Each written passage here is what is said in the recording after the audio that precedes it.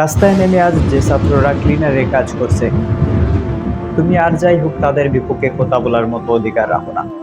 গভীর রাত, পুরো রাস্তায় কোনো নেই পুলিশ, কোনো নেই নিরাপত্তা কর্মী, শুধুমাত্র আছে গাড়ির ড্রাইভার কিংবা আশেপাশের লোকজন।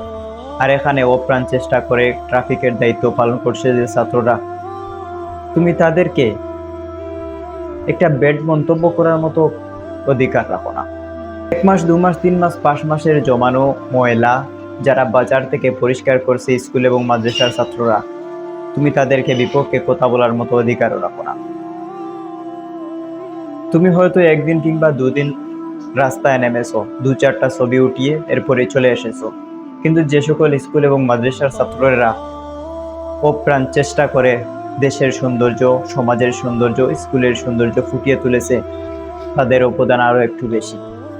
তারা আমাদেরই ছোট ভাই, তারা আমাদেরই আত্মীয় স্বজন। তাদের কাছে রাজনীতি বলতে কিছুই নেই, তারা রাজনীতি কি সেটাও জানে না। তারা শুধুমাত্র জানে একটা রাষ্ট্রকে, একটা সমাজকে কিভাবে গঠন করা যায়। অনেকেই তো বলেছিলেন ওরা কিছুই করতে পারবে না, ওরা কোনোদিন বিসিএস ক্যাডার হতে পারবে না, ওরা শুধুমাত্র রাস্তায় আন্দোলন করতেই পারবে। কোথায় গেলেন আপনারা? কোথায় গেল আপনাদের এই কথা? কিন্তু এই ছাত্ররাই করে দেখাছে দেশে কি করা যায় কি করা যায় না। এদেশে নতুন ইতিহাস লিখতে পেরেছে কি ছাত্ররা?